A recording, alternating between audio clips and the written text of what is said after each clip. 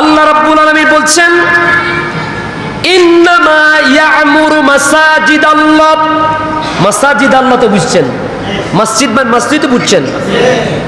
মাসাজিদ আল্লাহ মানে আল্লাহর মসজিদ, আল্লাহর কথা কইলেন না তো। মাসাজিদ আল্লাহ মানে আল্লাহর মসজিদ। বলেন মাসাজিদ আল্লাহ।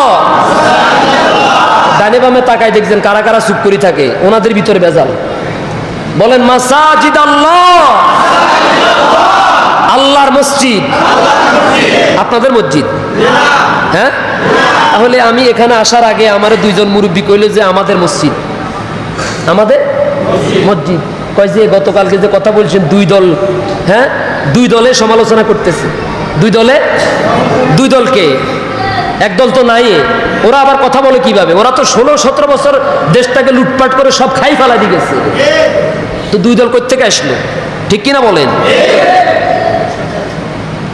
কে সমালোচনা করে আর কে প্রশংসা করে, কারো প্রশংসা আমার কিচ্ছু দেয় আসে না।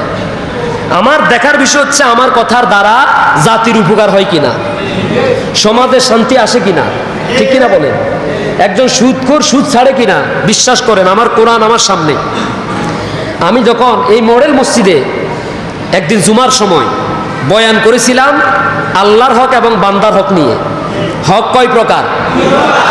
আল্লাহর হক, বান্দার হক। আল্লাহর হক কি? আল্লাহর হক কি? আল্লাহর হক হচ্ছে নামাজ পড়া, রোজা রাখা, যাকাত আদায় করা, হজ করা, এগুলো হচ্ছে আল্লাহ। আপনি যদি এক ওয়াক্ত নামাজ শেষ কাদা করে ফেলেন, একটা রোজা ছেড়ে দেন, আল্লাহ কিয়ামতের দিন মন চাইলে আপনারে মাফ করে দিবেন। ঠিক কিনা বলেন? কিন্তু আপনি যদি আল্লাহর কোনো বান্দার হোক, আপনার ভাই, আপনার বোন, আপনার বাগনা বাগনি, আপনার চাচা, আপনার জেঠা, আপনার প্রতিবেশী, দেশের মানুষ, কারো যদি এক টুকরা পরিমাণ সম্পদ, এক টুকরা পরিমাণ হক নষ্ট করেন, আল্লাহর কসম কিয়ামতের দিন আল্লাহ এটার বিষয়ে আপনাকে মাফ করবেন না। এখন আমি জানি এই কথাটা বললে আপনারা বেজার হবেন। আপনাদের বেজারের দিকে তাকিয়ে আমি যদি না বলি, তাহলে ধরাটা আমার ধরা আছে না নাই? হুজুর, আপনাকে আলামিন বাজারের বক্তা বানাইছিলাম আমি আল্লাহ। আমারে এলেম কে দিছেন? আমার কি নিজের সামান্য পরিমাণ কৃতিত্ব আছে? আমার আল্লাহ কি ইচ্ছা করলে আমারে এখানে বোবা বানাই দিতে পারেন না? কথা কন না কেন? আমার আল্লাহ কি চাইলে আমারে এখানে বসাই দিতে পারেন না? কিন্তু আমার আল্লাহ তো আমারে এলেম দিয়েছেন কি জন্য? জাতিকে সতর্ক করার জন্য। আর জাতিকে সতর্ক করতে গেলে এলাকাতে ভালো মানুষ খারাপ মানুষ মিশ্রণ আছে না নাই? আছে। তো আমি ওই জুমাত মডেল মসজিদে বান্দার হক নিয়ে আলোচনা করেছিলাম। কলারহাটের ওইদিকের এক ভদ্রলোক, চেহারা সুরতে পোশাকে আশাকে মনে হয়েছে যে খুব সম্ভ্রান্ত পরিবারের মানুষ। ওই দিন ঘটনাক্রমে আল্লাহর বান্দার জুতা চুরি হয়ে গেছে। কি চুরি হয়েছে? জুতা চুরি হয়েছে। তো জুতা চুরি হওয়ার পরে এখন জুতা খুঁজতেছে আর আমার জন্য অপেক্ষা করতেছে। আমি যখন সিঁড়ি দিয়ে মসজিদের সামনে এসে নামলাম, লোকটা আমার জড়াই ধরে কান্না শুরু করে দিছে। আমি তো চিনি না, বলতেছি হুজুর আমার বাড়ি হচ্ছে কলারহাটের পাশে। তো আসলে আমি অনেক দিন পর্যন্ত আশা ছিল আপনার এখানে এসে নামাজ পড়বো, আপনার কথা শুনবো। আজকে আল্লাহ কবুল করেছেন, কিন্তু আমার জুতাটা চুরি হয়ে গেছে। তো এখন আমি আপনার জন্য দাঁড়িয়েছি যে কারণে, সেটা হলো এই, আপনি আজকে যে কথাগুলো বলেছেন, অজ্ঞতার কারণে হোক, না জানার কারণে হোক, ভুলের কারণে হোক, হুজুর আপনি আজকে যে কথাগুলো বলেছেন আমার ভিতরে ভুলটা পাওয়া গেছে। আমি আমার বোনদেরকে, বাতিজাদেরকে সম্পদ দেওয়ার ক্ষেত্রে ঠকাইছি। সম্পদ দেওয়ার ক্ষেত্রে ওই যে আমি গতকালকে বলছিলাম আলামিন বাজারের একটা বিটার দাম 10 লাখ টাকা, আর উড়িষ্যরের 10 কানি জমিনের দামও 10 লাখ টাকা। ঠিক কিনা বলেন? এখন আল্লাহ বিচার করে দিয়েছেন, আল্লাহ চূড়ান্ত সিদ্ধান্ত দিয়েছেন, রায় দিয়েছেন। আপনি ভাই, আপনার বাবার ইন্তেকালের পরে আপনি আলামিন বাজারের এই বিটা থেকে যদি 1 হাত পান, আপনার বোন অন্তত 1 বিঘা হলেও পাইব। ঠিক কিনা বলেন? দুই বোন যা পাবে, 1 ভাই তা পাবে। তার মানে আপনি যদি এখন সল সাতুরির রাস্তা খোঁজ করেন, আপনি যদি তাদেরকে ধোকা দেন যে তোরা বোন, আমি তোদেরকে উড়িষ্যরের 10 কানে দিয়ে দিলাম, আলামিন বাজারের বিটাটা আমার ছাড়ি দে, তাহলে আপনি কি আল্লাহর কোরআনের রায় মানছেন? এত আস্তে কইলেন কেন? আল্লাহর সিদ্ধান্ত হলো 1 ভাই, ওরা 1 ভাই 2 বোন, 1 ভাই। এখন ভাই চালাকি করতেছে, বাজারে ভিটাটা তার নামে নিবে, বোনদেরকে উড়িষ্যরের জমিন দিয়ে দিবে। এটা কি আল্লাহর বিচার? আল্লাহর বিচার হলো, আল্লাহর রায় হলো উড়িষ্যরের সেই 10 কানি থেকে বোনেরা যেমন ভাগ পাবে, আলামিন বাজারের দোকানে ভিটা থেকেও। কথা বল না কেন? এখন আমি যদি এই ওয়াজ করি আর এই রোগে যদি কোনো রুগী এই আলামিন বাজারে থাকে, তাহলে সে কি খুশি হবে না বেজার হবে? বুঝাইতে পারি না। তো ওরা সমালোচনা করবে না, মন্নান হুজুরের সমালোচনা করবে কারা? চোর বাটপার দুর্নীতিবাজ ছাড়া, ঘুষখোর ছাড়া, পরের সম্পদ অন্যায়ভাবে লুণ্ঠনকারী ছাড়া আমার বিরোধিতা আর কেউ করে না।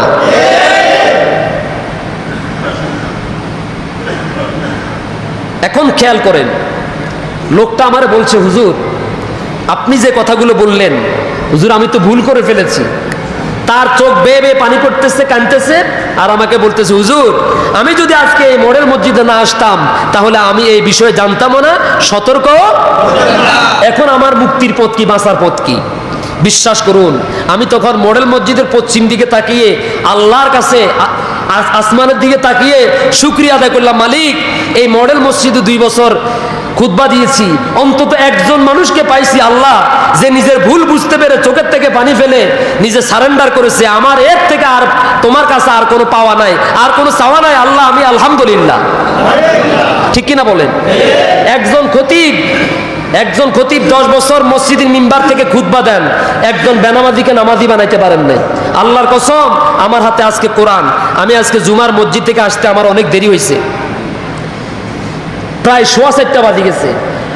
নামাজ পড়ার পরে জুমার নামাজে যে কথাগুলো বলেছিলাম, আপনারা চিনবেন, ডগিয়ালাগো বাড়ি বলে, হারিস আহমদ মিয়া অর্থাৎ হারিস মেম্বরগো মসজিদ বলে ওইটাকে, মোহাম্মদপুর চৌরাস্তা যেখানে নামাজ পড়ি, সেখানে আল্লাহর মেহেরবানিতে এমন পরিবর্তন শুরু হয়েছে আলহামদুলিল্লাহ। ফজরের নামাজের সময় এলাকার সমস্ত তরুণ, যুবক, ছাত্ররা সব, ছোট বড়, আবাল বৃদ্ধা বনিতা সবাই মসজিদের মুসল্লি আলহামদুলিল্লাহ। যখন বলা শুরু করেছেন যে হুজুর আলহামদুলিল্লাহ আপনি তো 1 বছর শেষে চলে যাওয়ার জন্য ইচ্ছা পোষণ করেছেন, কিন্তু আপনি কিভাবে যাবেন? আপনার এই সাহসিকতার কারণে, আপনার এই বলার কারণে, সাহসী ভূমিকার কারণে আজকে আমাদের সন্তানগুলো নামাজি হয়েছে আলহামদুলিল্লাহ। আমাদের ছেলেগুলো ভদ্র হয়েছে, আমাদের ছেলেগুলো বিনয়। আমি আমার সেই মসজিদের মুসল্লিদেরকে নিয়ে, তরুণ ছাত্র সমাজকে নিয়ে গর্ববোধ করি। আমি তাদের জন্য দোয়া করি, আল্লাহ যেন তাদেরকে দ্বীনের রাহবার হিসেবে কবুল করেন। এটাই তো আমার সফলতা। সফলতা হইল এই যে কেউ খুশি, কেউ বেজার হয় নাই। আবার একই সময়ে আবার দোকানে বসে বসে কেউ বলতেছে, কয় যে হুজুরের দরকার আছে নি, এগুলা কথা কনি। কে নামাজ পড়ে, কে পড়ে না, কেউ সুদ খায়, কে খায় না, এগুলা ওয়াজ নাকি? এগুলা করার দরকার আছে? জোরে কন না, নাউজুবিল্লাহ। এগুলা দরকার আছে না নাই? মডেল মসজিদের সামনে বরাবর এক লোক আছে, নাম বলবো না, বললে আপনার চিনবেন, একেবারে নির্ভেজাল সুদী। তার কাজই হচ্ছে কার কাছে এই লক্ষ লক্ষ টাকা লাগিয়ে দোকানে বসে থাকবে আর এগুলা খাবে। ওর স্ত্রী পর্যন্ত আমার কাছে খবর পাঠাইছে কাগজের মধ্যে লিখে, যে হুজুর আমার স্বামী এরকম, তারা দেখতে এরকম লাগে, লম্বা এরকম, মোটা এরকম, তার কাজ হচ্ছে শুধু সুদ খাওয়া। যতই কথা বলি উল্টা আমারে মারে। হুজুর আপনি যদি একটু চেষ্টা করেন, আলহামদুলিল্লাহ, জোরে কল আলহামদুলিল্লাহ। প্রথম আমার বিরোধিতা করতে সুদখোর, কিন্তু যেই দিন আমি চলে যাই, আমার জন্য সর্বপ্রথম সামনের কাতারে দাঁড়িয়ে প্রতিবাদ করেছে, হুজুরকে আবার চাই। আলহামদুলিল্লাহ। আমাদের সফলতা এটাই, আমরা আল্লাহর কাছে এটাই চাই, আল্লাহ যেন পথহারা মানুষগুলোকে, সুদখোর যেন সুদ ছাড়ে, ঘুষখোর যেন ঘুষ ছাড়ে। আমি যখন মডেল মসজিদে ছিলাম, দিনের বেলা হয়তো রাষ্ট্রীয় পরিস্থিতির কারণে অফিসাররা রাত্রে দিনের বেলা দেখা করতে পারতো না, কিন্তু রাত 11টার পরে ঠিকই হুজুরের জন্য আপেল মালটা নিয়ে হুজুরের কাছে চলে আসতেন, যে হুজুর এই যে এইভাবে আমরা টাকা নিতেছি, কেউ যদি সন্তুষ্ট চিত্তে দেয় এটা ঘুষ হবে। এই যে তার ভিতরে একটা ভয় তৈরি হয়ে গেছে, ঠিক কিনা বলেন? আমাদের আর কিছু দরকার নেই। আপনারা বেজার হন, 2-1জন বেজার থাকবেন, কারণ আল্লাহ বলেছেন হুজুর আপনি যত বয়ান করবেন, যতই তাফসীর করবেন, সবাই আপনার বয়ানে খুশি হবে না। কারণ ফি কুলুবিহিম মারাদুন ফাযাদাহুমুল্লাহু মারাদা। যাদের অন্তরের মধ্যে কুফরি, যাদের অন্তরের মধ্যে নেফাকি একেবারে শক্ত হয়ে গেছে, ঝাঁঝরা পড়ে গেছে, জং পড়ে গেছে, আপনি যত বয়ান করেন তাদের জং যাবে না। এরকম লোক আছে না নাই? হুজুর যে দিক থেকে ওয়াজ করুক করুক, আমি আমার জায়গাতে অটল আছি। হুজুরের বয়ান হুজুরে করুক, আমার জায়গায় আমি ঠিক আছি। আছে না নাই?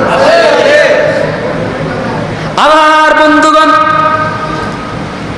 আল্লাহ রাব্বুল আলামিন বলছেন, যারা মুমিন, যারা ঈমানদার, তাদের সামনে যখন কোরআনের তাফসীর করা হয়, কোরআন দিয়ে মানুষকে সতর্ক করা হয়, বয়ান করা হয়, আল্লাহ বলছেন ঈমানদারদের ঈমান তখন আরো বেড়ে যায়।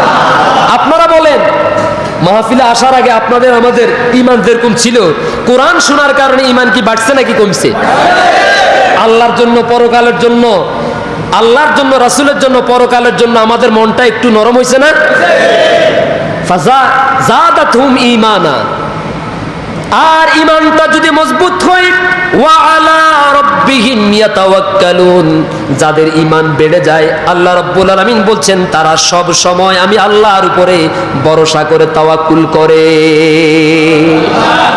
বিপদে মুসিবতে, সুস্থতায় অসুস্থতায়, সব সময় আমরা ঈমানদাররা, মুমিনরা দুনিয়ার কার উপরে ভরসা করি না, ভরসা করি একজনের উপরে। তিনি কে?